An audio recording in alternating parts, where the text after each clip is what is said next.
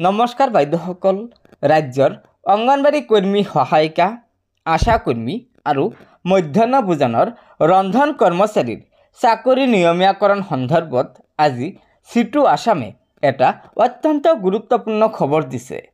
হয় বাইদেউসকল, এয়া চাওক, চিটু আসামে আজিৰ এই বেনাৰখনৰ জৰিয়তে জনাইছে যে পুঁজিপতিৰ স্বাৰ্থবাসী শ্ৰম কোড বাতিল কৰা, অংগনবাড়ী কৰ্মী সহায়িকা, আশা কৰ্মী আৰু ৰন্ধন কৰ্মচাৰীক নিয়মীয়া কৰ্মচাৰী হিচাপে স্বীকৃতি দিয়াৰ দাবীত CITUৰ 15 সংখ্যক অসম ৰাজ্যিক সন্মিলন 21, 22, 23 নৱেম্বৰ 2025 তাৰিখে ইনষ্টিটিউট অৱ ইঞ্জিনিয়াৰ্ছ পাণবজাৰত অনুষ্ঠিত হ'ব।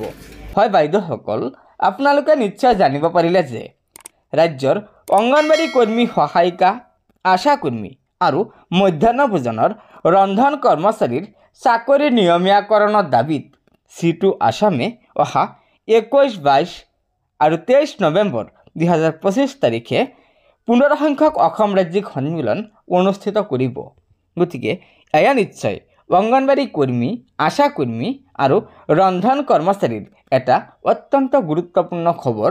সেয়েহে লগৰ বান্ধৱীসকলক এই ভিডিঅ'টো শ্বেয়াৰ কৰি আজিৰ এই গুৰুত্বপূৰ্ণ খবৰটো জনাই দিব।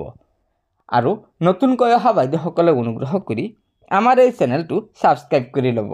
ধন্যবাদ। জয় আই অসম।